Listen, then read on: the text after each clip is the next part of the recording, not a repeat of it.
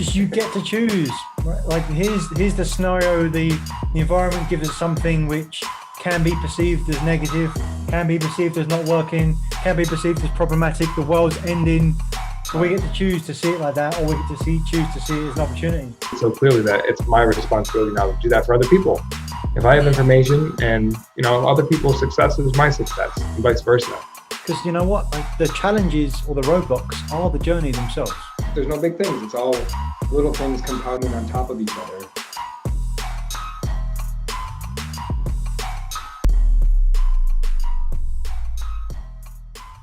As we always do. Tune in, see what's most important, what's a repeating theme in our lives right now, where our clients gaining the most value from us. Well, I think that actually is a repeating theme for me. I've talked to a couple of people about this, about the nothing in particular. There's so. Oh, you know what? I've got to share an analogy. Maybe this will take us somewhere completely different, actually. But I thought about this morning. I was going for a walk.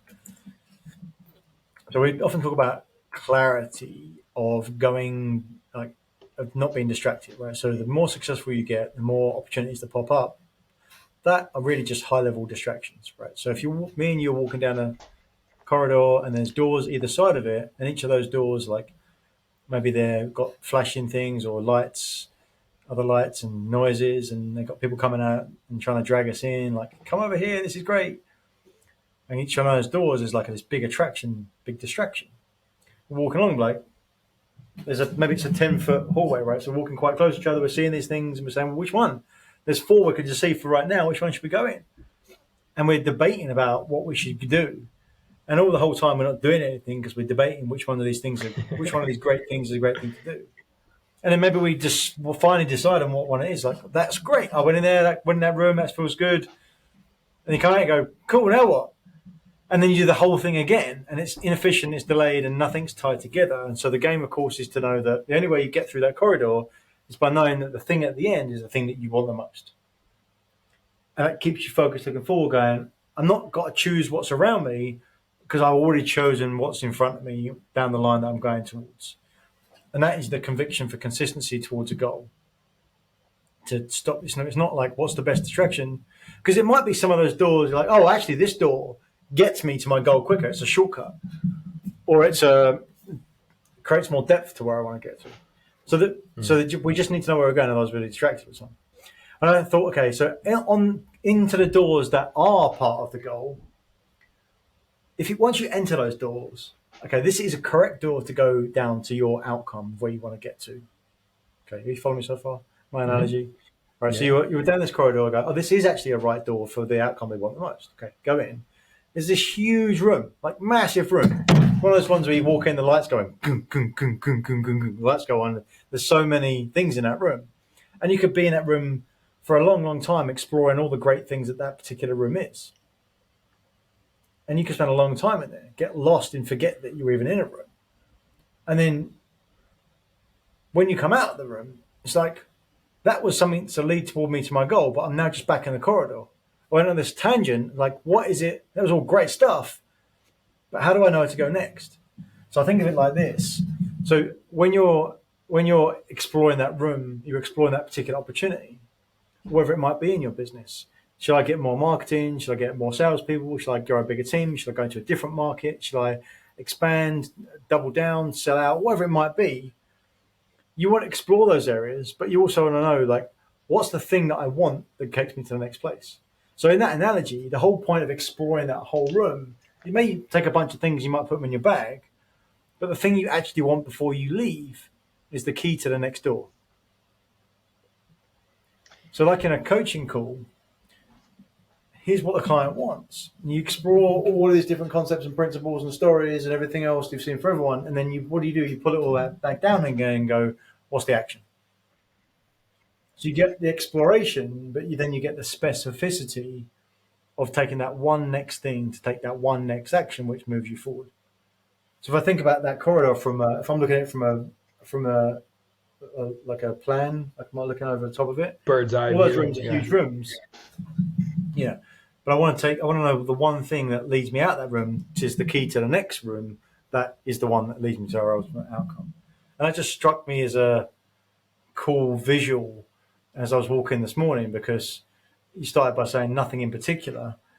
And what we always do is talk about clarity, because clarity is power. We need to know what specifically it is that we want and where we should be going, which leads us to a specific outcome to get us to that. And that's the power of coaching. It's getting clear about, in a world of like less lack of clarity, fuzziness, cloudiness, stuckness, is clarity on the next damn step we're sure about. This is really resonating with me. I'm just wondering, so is the difference of asking the question, would this be great, versus do I need this? The high level distractions, I wrote that down, right? There's things that, hey, that would be great to have, or like, hey, I could do that. It's pretty easy. I could tap into that and get some value or money, earn money, or add value to people. Right. Like the more capable we are, the higher achievers we are, the more opportunities we have. Like we meet people, there's connections, could go down this rabbit hole, could go over here, versus I need to have this thing. And the difference between, that'd be great, is this going to be good for me, versus do I have to have it? Is that the right way to think about that? Yeah. Not do I have to have it, but does this thing directly lead me to the thing I've already predefined as the thing I want right now? So that's the difference for me, right? Once you're in it, it's too late. It's like once you're at the car dealership looking around all the shiny new cars, asking yourself the question is like, do I really need a new car? Is automatically going to be tainted by the fact that you're standing there or sitting in a brand new sports car going, this is pretty cool. So right. If you walk into the showroom going, I do not need a new car, I'm here because I really like cars and I just want to look around. But I've looked at the numbers, or I looked at the car I've already got, and it's ridiculous to think I need a new car. I do not need a new car. I'm not in the market for that. It creates some sort of protection and filling those emotions up front, so at which you don't get clobbered when you go in as much. So might there be value in going down the part where, like, how do we know what we want the most? Is it as simple as coming up with a prioritization list? Like, I oftentimes find myself in this corridor, and you make it sound so easy with like, oh, what do you want the most? Just do that thing. Sometimes I can't figure that out. Like, I want to know how, like, what sort of hacks do you have? How do you figure that out? How do you know what it is for you? Well, I think that there's no, I've got it all figured out, right? So let's stop searching for I've got it all figured out. That's automatically off the table and not available, as far as I'm concerned. Can I interrupt you though? Yeah. You either know it or you don't, right? Like, you know what you want or you don't know what you want. I'm sorry. Let's let this play out. What you gonna say? But I think this is really, but that's a really important point, right? So I think then we start to get into decisions. So know what you want, don't know what you want. Knowing what you want or don't know what you want is a decision. I can't decide, won't decide, don't know what it is a reluctance to make a decision. Because a decision is saying this is the thing. Right? Prioritizing. So, right. And so, but the goal is not to say, until I find the perfect thing, I will. Until then, I won't make a decision. So I believe it's about optimizing for making decisions, not for making the right decisions. All right, so it almost doesn't even matter whether it's right or wrong, just the fact that we make it. That feels cringy for me, though. It feels icky. I want to make the right one. Yeah, but so here's the game. Often it's about making the decision, not making the right decision. But why? Why is that true? We'll follow it through both sides. If you do not make the decision, you're back to standing in that hallway, looking at all the doors that are in front of you going, which is the best door? And even if you pick the door which is the best, it may not matter because it may not be going towards you where you want to go. And you've got no way of telling really if it's the best because you're looking at the wrong yardstick to prove it's the best. And once you make a decision, there's no going back on that specific decision anyway. So it doesn't even matter if it's the best. What you get by making decisions is more information. So if you just say, look, I've got a limit. I got 20 minutes to decide, but at 20 minutes, the only thing that's not happening is that I'm not deciding and we carry on. I make a decision. And once I make a decision and I go all in on that decision, then I find out really quickly if it's wrong. Like if it's really wrong, then you'll find out quickly. Most likely, it could be something completely way better than you ever dreamed in the first place. Or it's most likely just be somewhere in between. And then you get more information around more clarity about an even better decision to make or an easier decision to make. And then the thing on the side of that I find is really the most important part is that you build the muscle of making decisions. So which one? That one. Go. Okay, come on, let's just do that. I guess my hesitance is, going back to your analogy of standing in the corridor. There's all these doors. Optimally, if somebody like opens the door and say, "This is the right way, like this way," and if I just make a decision before that happens, might I miss the opportunity to make a better decision if I just would have waited? But what if you ignore that one and wait for the other decision after that, or someone else? So that person opened the door and said, "This is the right way," and you're like, "I can't because I just made a decision to go somewhere else." And so you missed that opportunity. What if you hadn't made the decision? That person opens the door and says, "It's right here," and you say, "Hang on." What if the person next to you is about to open their door and tells me it's the same thing? Where does it end? It might as well end before it even starts, because that's the only thing we know for sure is we're going to waste time. The only thing we know for sure, is that we don't know what it is. But if that's why creating parameters for success are important, and that's why that's how you're able to create your own success. So having a 3-year plan is arbitrary in a term. There's nothing special about 3 years, or 1 year, or 2 years, or 9 years. What's great about it is that it's defined. If I say 3 years, best case now, let me lay it out. This is what I'm thinking about right now. And if I work back, I can make some decisions and actions along the way that move me towards that. I have a purpose. I have direction. When you think about it, just going on a journey, right? Like you went for a walk. I'm just going to start walking. It's like, okay, you'll be led wherever things just bump you into, and you might be okay with that. You might say, my outcome here is to go and see whatever happens. I'm okay with that. But you probably don't want to make that whole decision about your entire life. I'm just going to see what happens. Mm-hmm. Probably not. I definitely challenge that. Yeah. So is it part of decision making is knowing your compass, your North Star? So are we jumping to assume we've already done that? Like that's part of the process, right? We need to be able to sit down and write the 3-year vision, or write something that that helps us with the clarity of making the decisions. Yeah. Where are we heading? I mean, when I think about the doors opening, you know what I'm thinking about? I'm thinking about me and you being out like on a boys' night out, and like, we're out in town. We can go and do whatever we want. Like, and then you go, okay, we should go in that place or that place or that place. It's like, oh, it's all good. I've been in that situation tons of times with my friends where we're out on a night out and we're out in like a bunch of bars, and people go, where do you want to go next? Like, I don't know. What are you going to do? It's great. And then we end up like just in the middle of the street, just talking about it. And someone goes off to get something to eat, and then the group breaks up because there's no leadership, right? There's no leadership. So this is ultimately about leadership for yourself.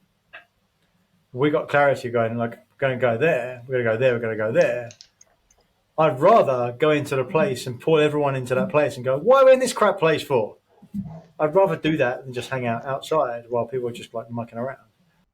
If I could, I'd like to start to take the conversation into where you just left off, with leadership of self.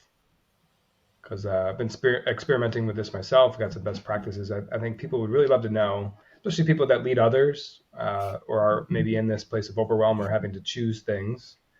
Do we have some best tips and practices for leadership of self? What's a good practice? What's a good way to think of how we can hone our skills here in this category. Yeah, loads of stuff. I mean, it starts with the acceptance of that you're in charge of you, or awareness of that. It's a really important part, because I think that there's a lot of people that go through their whole life not thinking that they're in charge of themselves. Yeah. Because look, I mean, we're back. It's like that external world. We look at it and go, "Oh, that happened, that happened, that happened, that happened, that happened, that happened to me, that happened to me, that happened to me," and then they live in the external world, consuming things that are outside of them. And you could see why people start to think that, like, I'm just in this, and like, oh, whatever the life shows me today is what I suppose what I get. And you show up for work, and someone tells you what to do, right? Or you show up in your relationship, and someone tells you what to do. Right? And so you can start to see what that might be, right? And that just, whatever you focus on expands. You just keep going down that road.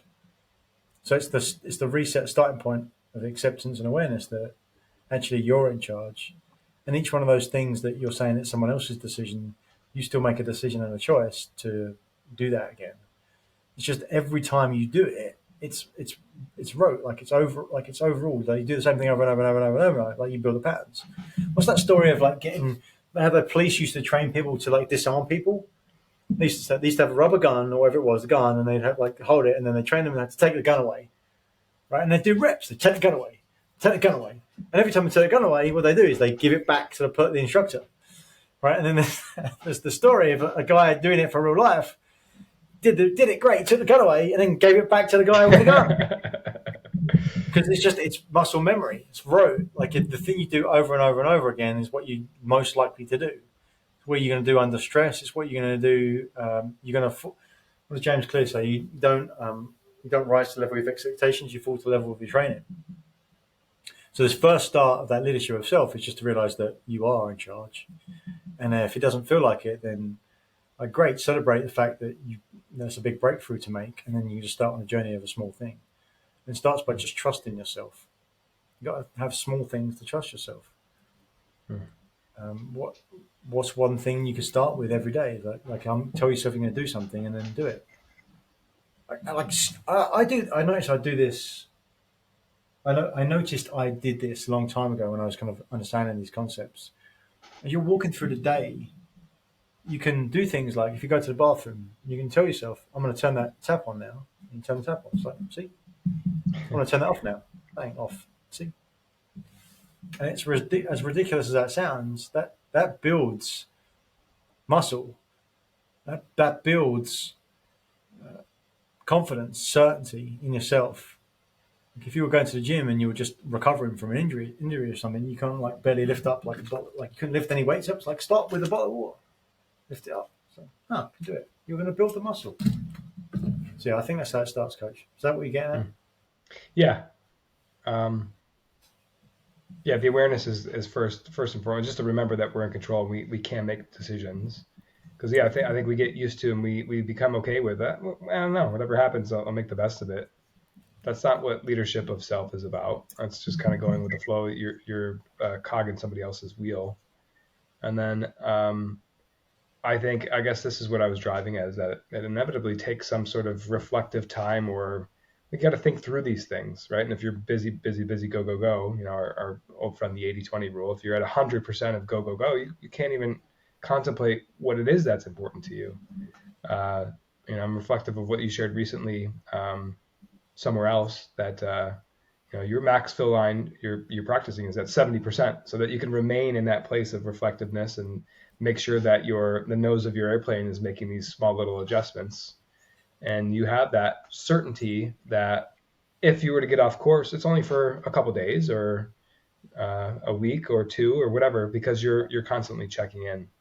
So I think for me, I'm going through this now because I'm at we peak and valley at different places of overwhelm and opportunity and connection. And we started to share this right before we went on camera today, but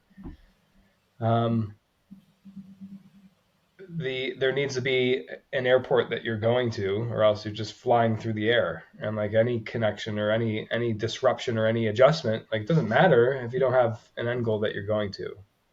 And to your point, this is what I'm learning today, is that I'm waiting for the perfect endpoint. I want to know it's the right endpoint. I don't want to fly into the airport and have to take off again to another airport. However, landing at that airport will give me experiences that maybe I wasn't expecting, or like I just have to go with whatever it is. And it's what you're saying is just the trust yourself part, that you make that instinctual move to go to that airport, even if it's not perfect, even if you don't have all the answers, even if there might have been a better airport, you're going to that airport. And then once you're there, you'll make the best of it, and you'll go to a different airport if you feel so moved to go to that different airport. Yeah. Make it fun. Like, oh, I'm going to go to this airport. What am I going to find out at this airport anyway? Cool. And then you get the balance of not being attached to finding the right airport, and then you enjoy it more anyway. And then the irony is that you win by doing that. But it's worth going back to like the other part of it as well, because if you're constantly flying the plane with no endpoint, you're going to fall out of the sky and die. Because it's not like, oh, I'm going to wait around until I find the perfect thing. Time is still moving on. And so automatically you're losing if you're not doing anything. Like, I recorded a video about this a long time ago called "The Cost of Inaction is Exponential." It's not whether I'm doing the right thing or not. It's that you better be doing something. And maybe I've leaned into this too far the other way with my 70% max fill line. But there has to be something you're moving towards, because if you're not doing it, you're automatically losing, because time is moving forward anyway. And that's if you keep playing it through, right? What's the best thing? What's the next thing? In that game of opening the door, this is better here. Well, hang on, you say that, but what if this guy opens the door and it's even better over there? That never-ending loop ends when you fall over dead and your life's gone. And so you might as well go and take the next leap down. And what we're saying is just the balance between not moving forward at 1,000,000 miles an hour and just doing everything, but just slightly more calculated, and so which you can get the right percentage balance between not wasting time, but not wasting time for doing nothing, and not wasting time for doing everything. Yeah. Time. But still lean further into action than not. Always optimize for action. Something. Optimize for action, flex the muscle for decision making. Those are my takeaways. Boom. Awesome stuff, Coach. Speaking of flex. Appreciate you, as always. Absolutely. Have a great day. Thank you for watching another episode of Truth Seekers. We appreciate your interaction. So please comment, like, subscribe to YouTube, Apple Podcasts, or Spotify, wherever you get your podcasts. And if you want more, check out some of our links to our masterclass, The Achiever's Mindset, and come join our LinkedIn group. And what do you want to see more of? Remember, we're here to share the simple secrets of successful. So help us do that. What do you want to see? What do you want to see more of? Thanks, and see you again next time.